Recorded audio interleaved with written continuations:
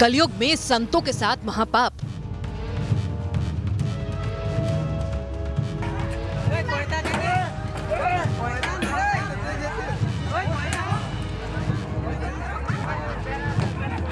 भगवान के बंदों पर वहशियाना घात।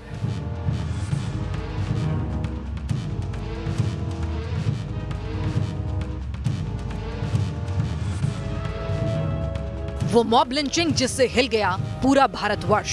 किसी को भी कानून को अपने हाथ में लेने की इजाजत नहीं दी जा सकती।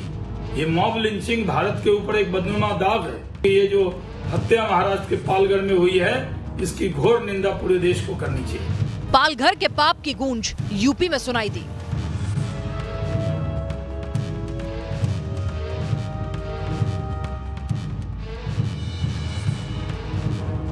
सेवा भाव वाला संत समाज आज गुस्से में उबला। इन आतताइयों को, राक्षसों को, जिन्होंने ये बहुत ही मानवता की हत्या की है, केवल 2 साधुओं की हत्या नहीं, मानवता की हत्या की है, मुझे लगता है इन्हें फांसी तक पहुंचाना चाहिए। ये हत्यारे रावण हैं, राक्षस हैं। हर तरफ से उठी यही आवाज। दोनों संत बुजुर्ग थे। दया नहीं है आप लोग आई लोगों के ऊपर, लाठी डंडे से पीट रहे हैं जैसा कोई राक्षस पीट रहा हो। तो मेरा कहना यह है कि वह गांव राक्षसों का गांव है, मनुष्यों का गांव नहीं है। हत्यारों को सूली पर चढ़ाने की मांग परवान चढ़ी। यह हत्या का मामला है, यह एक नरसंहार है, यह एक जघन्य हत्याकांड है। और ऐसे हत्याकांड करने वाले, जो मॉब लिंचिंग में शामिल, जो भीड़ में जो खतरनाक लोग होते हैं, ऐसे लोगों को कतई नहीं बख्शा जाना चाहिए। इनको सिर्फ और सिर्फ फांसी की सजा दी जानी चाहिए। उद्धव के राज में साधु की हत्या होती है, उद्धव की पुलिस खामोश खड़ी रहती है।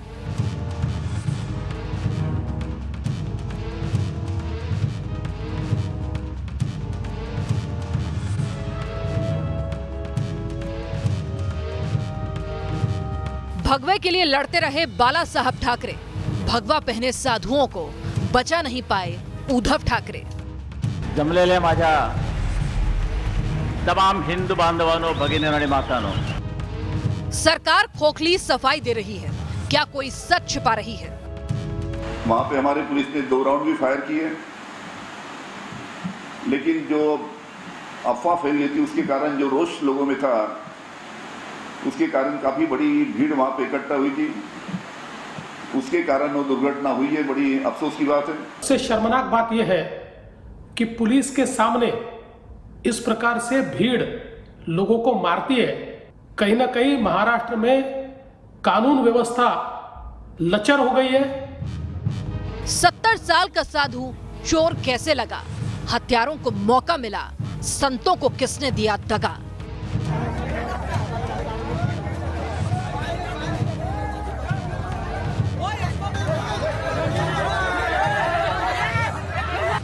न्याय नहीं मिला तो कूच करेगी नागा सेना। तो अभी लॉकडाउन है, 3 तारीख के बाद लॉकडाउन खुलता है। सारे सदस्यों को बुलाऊंगा। नागाओं को हमने चेता दिया है कि आप लोग तैयार रहिए।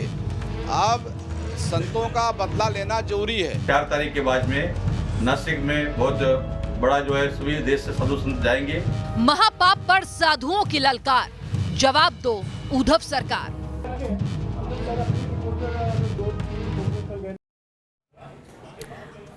पूरा देश कोरोना से लड़ रहा था, लेकिन तभी एक ऐसी खबर आती है कि पूरे देश का गुस्सा जो है वो 7वें आसमान पर है। एक वीडियो आता है, ऐसा खौफनाक वीडियो जिसे देखकर रूह कांप जाए। संतों की सरेआम हत्या कर दी जाती, भीड़ ने संतों को पीट पीट कर मार डाला। इस हत्याकांड से पूरे देश में हाहाकार है। मामले में कार्रवाई की मांग की जा रही है। संत समाज गुस्से में है। महाराष्ट्र सरकार से लेकर पूरे सिस्टम को कटघरे में खड़ा कर दिया गया है। वो गिड़गिड़ाते रहे, जान की भीख मांगते रहे,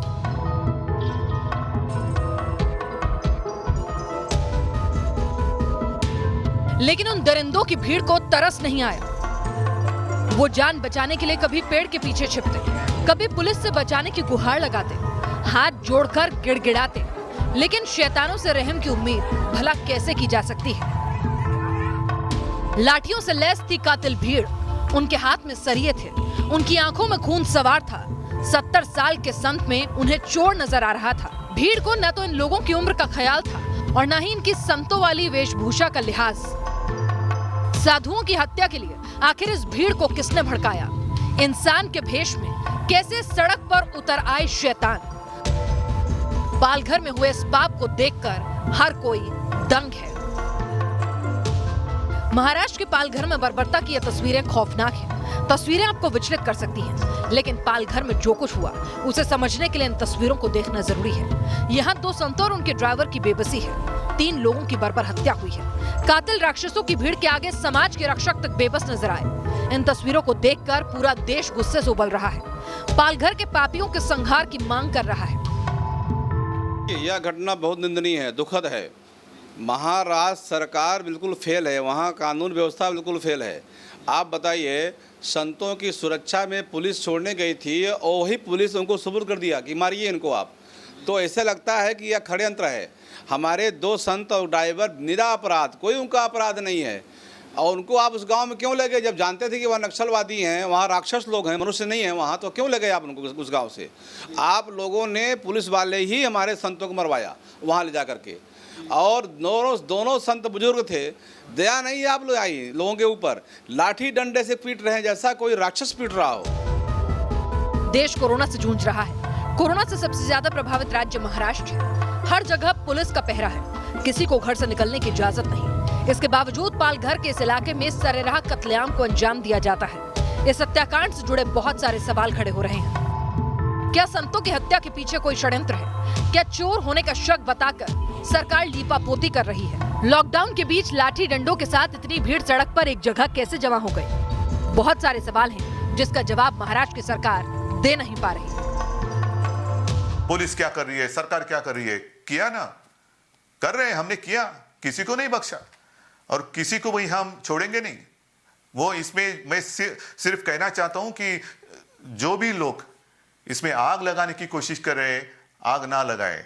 ये कोई मजहब की बात नहीं है, सिर्फ गलतफहमी जो हुई इस कारण इनकी हत्या हुई, लेकिन इसके बावजूद हम किसी को भी छोड़ने वाले नहीं। इस खौफनाक घटना से पूरे मुल्क में हाहाकार है। पालघर घटना को लेकर केंद्रीय गृह मंत्री अमित शाह ने महाराष्ट्र के मुख्यमंत्री उद्धव ठाकरे से बात की। मंत्रालय ने राज्य सरकार से इस मामले में रिपोर्ट मांगी। 110 लोगों के खिलाफ एफआईआर दर्ज की गई है। इनमें से 101 को 30 अप्रैल तक पुलिस हिरासत में भेज दिया गया है और 9 नाबालिगों को एक किशोर आश्रय गृह में भेज दिया गया है। साधुओं की निर्मम हत्या का दर्दनाक वीडियो 16 से 17 अप्रैल के दरमियान की रात का है। 2 दिन बाद वीडियो के वायरल होने के बाद मामले ने तूल पकड़ा। बुजुर्ग संत की बेरहमी से हुई हत्या से पूरे हिंदुस्तान में उबाल है। सरकार, समाज और पुलिस सिस्टम सब कटघरे में है। हर तरफ संतों को इंसाफ दिलाने की मांग उठाई जा रही है। Team news nation. जो खौफनाक वारदात हुई है उसमें सबसे संगीन इल्जाम लगाया जा रहा है पुलिस पर। पुलिस के सामने संतों की पीट कर हत्या कर दी जाती है, पुलिस देखती रहती है। हत्याकांड का जो वीडियो सामने आया वो पुलिस के खिलाफ चीख चीख कर गवाही दे रहा है। वो गिड़गिड़ाते रहे, जान की भीख मांगते रहे,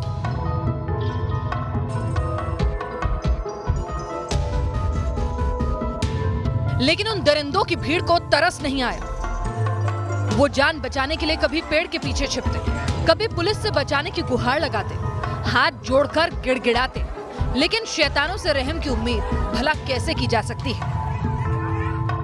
लाठियों से लैस थी कातिल भीड़, उनके हाथ में सरिये थे, उनकी आंखों में खून सवार था। 70 साल के संत में उन्हें चोर नजर आ रहा था। भीड़ को न तो इन लोगों की उम्र का ख्याल था और न ही इनकी संतों वाली वेशभूषा का लिहाज। साधुओं की हत्या के लिए आखिर इस भीड़ को किसने भड़काया? इंसान के भेष में कैसे सड़क पर उतर आए शैतान? पालघर में हुए इस पाप को देखकर हर कोई दंग है। महाराष्ट्र के पालघर में बर्बरता की ये तस्वीरें खौफनाक हैं। तस्वीरें आपको विचलित कर सकती हैं, लेकिन पालघर में जो कुछ हुआ उसे समझने के लिए इन तस्वीरों को देखना जरूरी है। यहाँ 2 संतों और उनके ड्राइवर की बेबसी है। 3 लोगों की बर्बर हत्या हुई है। कातिल राक्षसों की भीड़ के आगे समाज के रक्षक तक बेबस नजर आए। इन तस्वीरों को देखकर पूरा देश गुस्से से उबल रहा है। पालघर के पापियों के संहार की मांग कर रहा है। यह घटना बहुत निंदनीय है, दुखद है। महाराष्ट्र सरकार बिल्कुल फेल है, वहाँ कानून व्यवस्था बिल्कुल फेल है। आप बताइए, संतों की सुरक्षा में पुलिस छोड़ने गई थी और वही पुलिस उनको सुपुर्द कर दिया कि मारिए इनको आप। तो ऐसे लगता है कि यह षड्यंत्र है।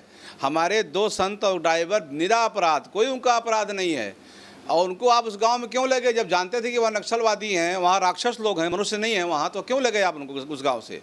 आप लोगों ने, पुलिस वाले ही हमारे संतों को मरवाया वहाँ ले जा करके, और दोनों संत बुजुर्ग थे। दया नहीं आप लोग आई लोगों के ऊपर, लाठी डंडे से पीट रहे हैं जैसा कोई राक्षस पीट रहा हो। देश कोरोना से जूझ रहा है। कोरोना से सबसे ज्यादा प्रभावित राज्य महाराष्ट्र है। हर जगह पुलिस का पहरा है, किसी को घर से निकलने की इजाजत नहीं। इसके बावजूद पालघर के इस इलाके में सरेराह कत्लेआम को अंजाम दिया जाता है। इस हत्याकांड से जुड़े बहुत सारे सवाल खड़े हो रहे हैं। क्या संतों की हत्या के पीछे कोई षड्यंत्र है? क्या चोर होने का शक बताकर सरकार लीपापोती कर रही है? लॉकडाउन के बीच लाठी डंडों के साथ इतनी भीड़ सड़क पर एक जगह कैसे जमा हो गई? बहुत सारे सवाल हैं जिसका जवाब महाराष्ट्र की सरकार दे नहीं पा रही। पुलिस क्या कर रही है, सरकार क्या कर रही है? किया ना, कर रहे हैं, हमने किया, किसी को नहीं बख्शा और किसी को भी हम छोड़ेंगे नहीं।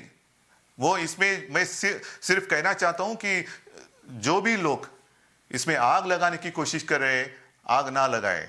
ये कोई मजहब की बात नहीं है, सिर्फ गलतफहमी जो हुई इस कारण इनकी हत्या हुई, लेकिन इसके बावजूद हम किसी को भी छोड़ने वाले नहीं। इस खौफनाक घटना से पूरे मुल्क में हाहाकार है। पालघर घटना को लेकर केंद्रीय गृह मंत्री अमित शाह ने महाराष्ट्र के मुख्यमंत्री उद्धव ठाकरे से बात की।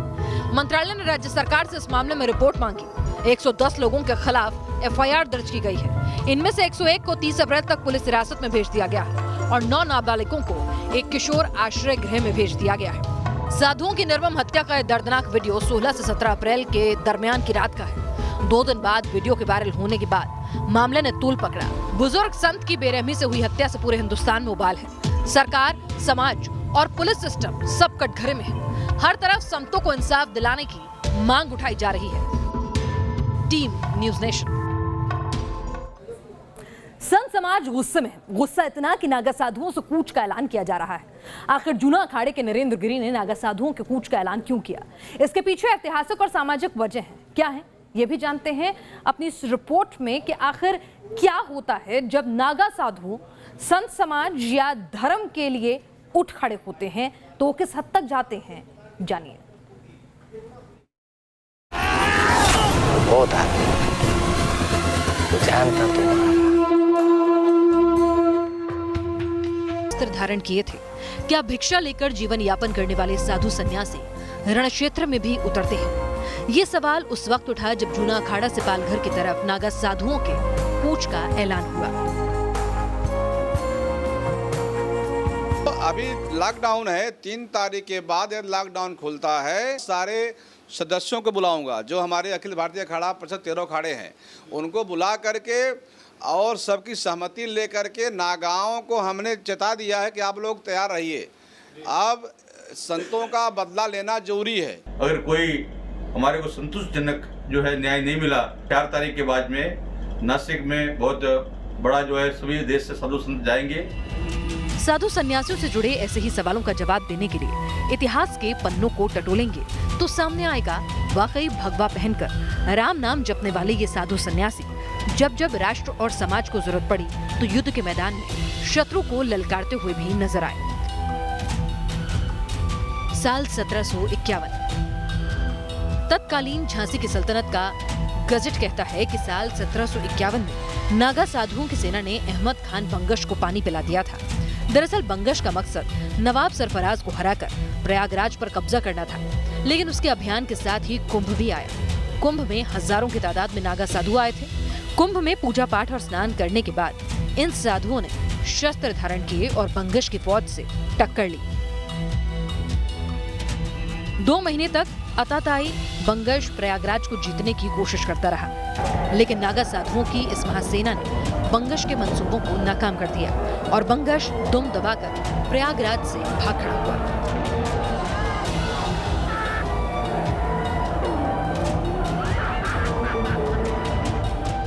साल 1770 में सन्यासियों ने ब्रिटिश हुकूमत के खिलाफ मोर्चा खोला था। जगह थी तत्कालीन बंगाल, जहां मुर्शिदाबाद से लेकर बैकुंठपुर तक सन्यासियों ने ब्रिटिश फौज से लोहा लिया। दरअसल बंगाल के अकाल के बाद ब्रिटिश सरकार ने टैक्स वसूलना जारी रखा था। इसी को लेकर सन्यासियों और ब्रिटिश सरकार के बीच ठन गई और नतीजा हुआ कि सन्यासियों ने आधुनिक ब्रिटिश फौज से लगातार कई मोर्चों पर टक्कर ली।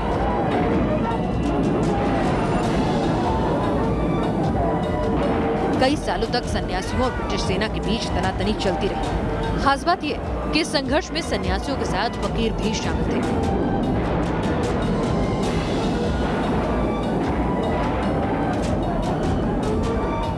बंकिम चंद्र चट्टोपाध्याय का मशहूर नॉवल आनंद मठ भी इसी सन्यास विद्रोह से प्रेरित है। कहा तो ये भी जाता है कि अहमद शाह अब्दाली ने जब मथुरा और गोकुम पर हमला किया था तो मथुरा के तत्कालीन राजा के साथ नागा साधु भी अब्दाली से दो हाथ करने के लिए उतरे थे। उस दौर में शस्त्र धारण करने वाले ऐसे साधुओं को गोसाई कहा जाता था। माना जाता है कि राजा जवाहर सिंह को अब्दाली के खिलाफ समर्थन देने के लिए गोसाई योद्धाओं ने शस्त्र उठाए थे। सिर्फ हिंदू मान्यताओं में ही नहीं बल्कि इतिहास में भी नागा साधुओं सन्यासियों ने शस्त्र धारण कर न्याय का साथ दिया है और इसी साधु शक्ति का दम भरा है जूना अखाड़ा ने नागा सेना के कूच की हुंकार के साथ। TV news nation. तो कई सवाल उठ गए हैं इस पूरी घटना से। नागा साधुओं के कूच की बात की जा रही है लॉकडाउन के बाद, लेकिन कई सवाल पुलिस पर उठते हैं कि अगर उम्रदराज साधु 70 साल का साधु अपनी जान की भीख मांग रहा था तो पुलिस उसे बचाने में नाकाम क्यों रही? क्यों कुछ राउंड हवा में फायर नहीं किए गए और उसके बाद भीड़ को तितर-बितर करने की कोशिश क्यों नहीं की गई? भीड़ हिंसक थी तो पुलिस संतों को बाहर लाई ही क्यों? सबसे बड़ा सवाल ये है। अगर भीड़, सबसे पहले तो लॉकडाउन में इतनी भीड़ वहां पे जमा कैसे हो गई? पुलिस ने संतों को बचाने की कोशिश क्यों नहीं की? क्यों आपने हवा में सांकेतिक हवाई फायरिंग करके भीड़ को तितर-बितर करने की कोशिश क्यों नहीं की? 70 साल के बुजुर्ग को कोई चोर कैसे समझ सकता है? उसने गेरुए वस्त्र पहने हुए हैं और 70 साल का शख्स जो है उसे इतने निर्मम तरीके से आप पीट रहे हो। ऐसी आखिर कौन सी चोरी कर ली होगी उसने और उसको चोर कैसे समझ सकता है कोई?